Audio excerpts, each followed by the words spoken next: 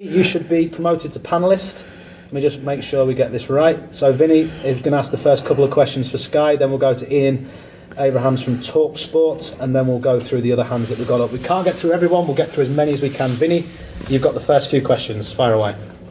Jürgen, first of all, in the past week, obviously you've won your opening Champions League game. You're now level on points at the top of the Premier League as well. But what's been the most encouraging aspect, what you've seen from your players in that time?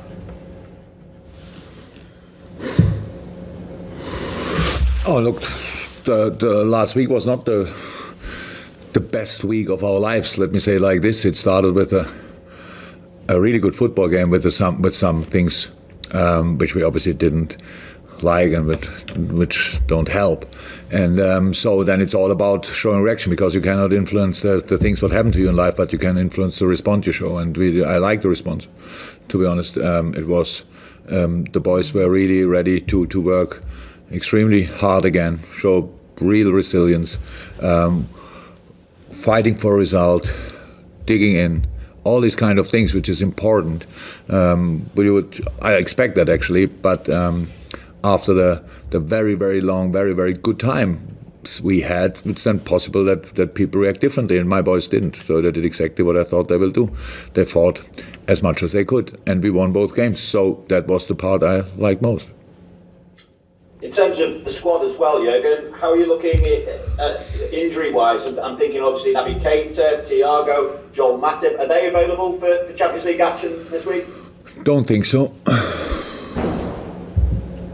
How long are you looking at for those three? Oh, it's still what I said last week. We look day by day, but it seems, it looks like that it will. We need a few more days. So for tomorrow night, they probably will not be ready. Okay, fantastic. We go to Ian for two questions, or one question for TalkSport, and then we'll go through the list. After that, we'll go to Lace Vogue, who I'll promote to panellist. Ian. Hey, Jürgen. Hi. Sort of two questions in one. First of all, how much are you looking forward to again being back at Anfield and maybe exercising the ghosts of Atletico Madrid from last year? And how much do you know about Midtjylland and what sort of threat they'll pose you? Since yesterday, I know a lot. Before that, to be honest, I knew a little bit about what the story of the club, if you want, the things they tried, using science a different way, working really very specific, very interesting project, I have to say. And so now, since yesterday, I saw plenty of games and some summaries, and so now I'm in the picture, and they are good. They're really good. And the 4-0 against Atlanta was not a 4-0. It was a 4-0 because that's the result, but it didn't look like this kind of game. They were really in the game. Possession, it was pretty level, both teams. The football playing side, different ideas, depends to what the opponent is. So they are flexible as well. So it's a challenge. It's a real challenge, and we have to be ready for it. And that's what we try to be. They're kind of modelled, or they're owned by the people that own Brentford as well, so they're all sort of modelled together, aren't they, really? Yeah, how I said, it's interesting. So they actually,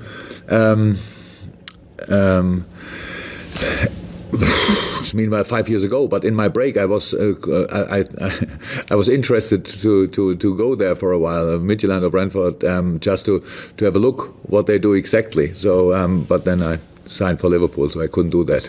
But that shows just it was already 5 years ago, and it is still. So yeah, it's a interesting approach. Okay, thank you, Ian. We go to Lass. I hope I pronounced your name correctly. And after Lass, we go to Kenneth. So Lass, I presume you're from Denmark. Yeah. Fire away. Hi, Jürgen. Hi. You coached a couple of Danish players through your years in the Bundesliga. What is your general impression of Danish football players? I'm not sure if mine, if Leon and Bo, who do I have? Mohammed. Is Mohammed Zidane a Danish football player? No, he grew half Danish. Half Danish, I take that. They're all pretty different. So Bo became meanwhile a pretty promising manager. Mohammed is a businessman. And I don't know exactly what Leon is doing at the moment, but I think he's still living in Germany. So brilliant characters. What can I say? Hardest worker, funny people. If they are role models for all Danish people, then congratulations. So that's I only have good experience with them, to be honest. I like the country, always did. Was there as a kid already on holiday. Don't know exactly why, but I was there. So and it's I have only good memories on that. So, but now we play Midtjylland, and I don't know how much that says about Danish football in general or whatever. It's just what it shows about football in general is that a lot of things are possible if you think quicker or different to other people. If you try it in a different way, then you can, make big jumps. I think in Denmark, pretty much the Copenhagen teams were used to be the main teams, and now this team is disturbing that a little bit, and they have all my respect, to be honest. So we are not like this, that we think we are Liverpool and they are Midtjylland, and we don't know exactly how we write it. We really respect them a lot because we understand football, and in football a lot of things are possible in a positive way if you show the right attitude, in a negative way if you don't show the right attitude. I'm sure Midtjylland will show the right attitude, so we have to do that as well. We have to bring our 100%, and then we have a chance, and we don't need more. Okay, we're going through the questions as much as we can. Next one is Kenneth, and after Kenneth we go to Nate Williams. So Kenneth is next, who I think is also from Denmark. Kenneth. Yes, hello. Yes, Hi. fire away. I'm the hometown of Midtjylland, Herning in Denmark. Jürgen, could you talk a little bit more about how you're approaching this game? I know. What you think about it? How we approach the game? Yeah. I'm sorry, we are not private, so it's a press conference. We will Yes, not. Yeah, good. So. Nothing to say about it. So look, you know what Midtjylland is doing. Midtjylland different styles. So they have playing build-up, or they are a bit more direct in their build-up, stuff like this. We press them high, then they play more long. All these kind of things. They have really experienced defenders, good footballing midfielders, speed on the wings, physicality in the center up front, and they have a clear plan. And so. We have to see. We have a clear plan as well, which is adaptable, I would say. We will try that. So we have to make decisions before the game, and then we have to make a lot of good decisions in the game, and then we have to show proper that we are ready for a proper fight, because that's what I actually expect. And so that's it. That's our approach. Fantastic. Okay, we've got Nate Williams followed by Chris Bascom, and we'll keep going through the names. Nate, over to you. Jürgen, it's Nate Williams from Germany, DPA. I just had a question about German football and the philosophy. Bayern were very successful last year in winning the Champions League. And have you integrated any German philosophies from football into your team when you won the league last year and obviously the Champions League the year before? I don't know anything about country-based philosophies. Oh, that's not 100% right. So, let me say, maybe the Spanish philosophy is a very technical philosophy. Let me say it like this, and maybe Germany is. I'm not sure exactly what our image is, but maybe less so technical, more from a fighting point of view. So I am German. I lived for the majority of my life in Germany. I'm educated there. I'm raised there. So probably, yes, some German things will be in my philosophy, but unfortunately for you or for the question, I never thought about my philosophy really. I just what I did, what is right, and didn't write it down or told anybody. So that's it. Yes, we are 100% influenced by German things, but not only, because I have only one German player in my team, if I'm right. Yeah, Joel. And all the other players are coming from all over the world, and they are much more influential on our actual philosophy than I could ever be. Because as a coach, you have to try to understand what your team is able to do, and then you have to use that and to help them, obviously. But it's all based on their character, on their identity, and so it's a mix of pretty much a lot of philosophies. Okay, Chris Bascom followed by. Jonas. So Chris Bascom first, and then we'll go to Jonas. Hi again. I just wondered think the quarterfinals last year were played when you were at your pre-season camp, and I think the team gathered and watched some of the games. Was there a real sense watching that of can't let that happen again this year? You really felt as though you should be part of it. That was last 8, wasn't it, when they had when you would have been at pre-season? I don't. Yes, should not happen again. Of course, but it's far away. Yeah. So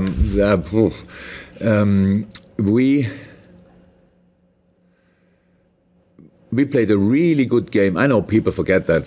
They tend to forget that when you lose a game. But we played a really good game at Madrid. Lost there 1-0, but we're in the game against a difficult side to play. And played a super game at home, which we lost. Sounds crazy, but we played a really good game. And what can you do more than being one time at least level and one time the better team? That means usually, if you use your chances, that you go through. So performance-wise, it was not a problem. It was a very strange time. That time we heard the day before a lot of things, 2 days, 3 days before, a lot of things. It was the last game before lockdown. So this is not an example for what how we should do it or how we shouldn't do it. Football-wise, it can be, but all the rest around was completely different. So, but we love that competition, and we still love it, even when we got knocked out last year, a bit too early. But it's still different times. So it's Europe, it's Champions League, it's Anfield, it's at home, but there's no crowd here. But it's still the competition we love. And I hope we showed that already last week, and we have to show that tomorrow night again. And then we will see how far we can go. But there are no guarantees, but a lot of opportunities. And I like opportunities. And so let's try and give it a proper try. Okay, we're down to the last few questions now, guys. I'm not going to get to everyone who's got their hands up. We'll go to Jonas Dalgard, and we'll go to Andy Hunter, and we'll try and get one more after that. Jonas first.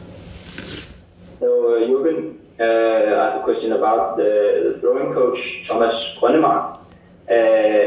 Considering your knowledge of his work, do you prepare any different way on his Midtjylland that also works with Grønnemark? And Ajax used to work with him. We are the Thomas Grønnemark group, pretty much. So we saw the influence, actually, really, in the analyze. We saw the influence of Thomas when we watched Midtjylland now. And I think he will be proud of that. But it was a pretty silent week. Thomas is a 100% professional, and we don't ask him now what are they doing, and they don't, and he would not give Midtjylland the answer what will they do. That's just how professionals work. So he's a super guy, helped us a lot. But throw-ins are always like a big part of our, maybe a bigger part than for some other teams, for our preparation for the games. But it's not the only part. So we have to think about a lot of things, and we know that they will not make a lot of mistakes around throwing. Let me say it like this. So they will have their routines, like we have a few, and in the end, we have to make sure that we can use ours and deny theirs. Okay, fantastic. That was the same question Andy Hunter was going to ask, so I can remove Andy from the panellists. We'll get last two. Then is going to be, apologies again for the pronunciation, Jep Lausenbrock. Jeppe. Anyway. Far away. What I say doesn't matter. Jeppe. Right? Exactly. Perfect pronunciation. It's amazing. Yeah. Mr. Klopp, obviously you're used to playing big teams in the Premier League also, and in the final games of the Champions League. But what do you think about meeting a smaller team from a smaller country in the Champions League? What do you think about I like. So, ladies and gentlemen, you Danish guys, you have obviously to work a little bit on your confidence, because we don't see you as a small club. We see you really as a team, a proper challenger in this group. Midtjylland is not part of the group. Nobody in the Champions League is part of the group because they are nice cities or whatever. They are just there because they are good football teams, because they earned the right to be in the Champions League in the season before. And Midtjylland, after they had an impressive comeback against Brøndby, are now top of the table as well, I think. So it means they are good again, not only last year. Don't know exactly how many players they lost, because I didn't watch games from last year, only from this year.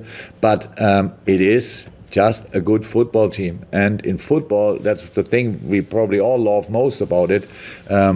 pretty much everything is possible. We use that from time to time for us, so maybe from another perspective, but I'm sure Midtjylland sees it exactly the same way.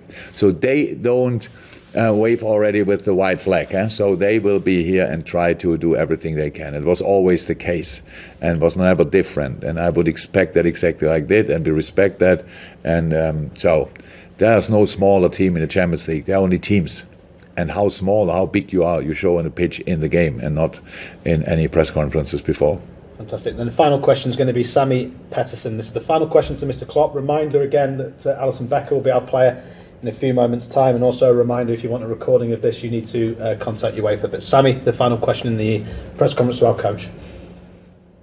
Yes, hello, Mr. Jürgen Klopp. Hello. Sammy from Copenhagen here. I was wondering, what do you have to say about you lost Virgil van Dijk to a serious injury, and you played 2 games without Virgil van Dijk. You won the 2 games, but what do you see in the defense? How are you coping with without Virgil in the defense, do you think? As good as possible. Look, every team in the world would miss Virgil van Dijk. He is the best centre half in the world. So that's of course not an easy thing to do. And then you play the game, he gets injured, and you play 3 days later the next game. So you have to build your new lineup. That Virgil is not only the best centre half, he could play pretty much all the games in the last 2.5, 3 years since he's here. And so of course that's difficult to do, because all the boys played together with Virg, but they didn't play too often together with each other. And then Joel Matip was injured as well, so that doesn't help. Then Fabinho, the usual 6, has to play in centre half. Joey is obviously his position, so that then helps then. And then Trent and Robbo left and right, so they are not used to each other as much as pretty much all other pairings.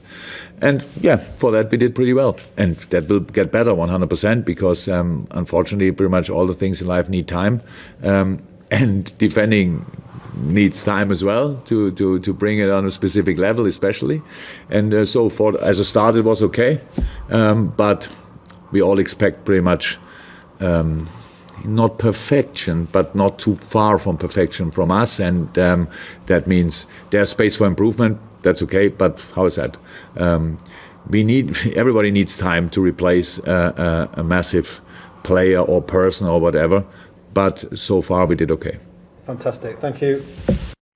Yes, and just a reminder, guys, if you want to stay on the line, everybody. I don't want, thank you. No, bye. Everyone else,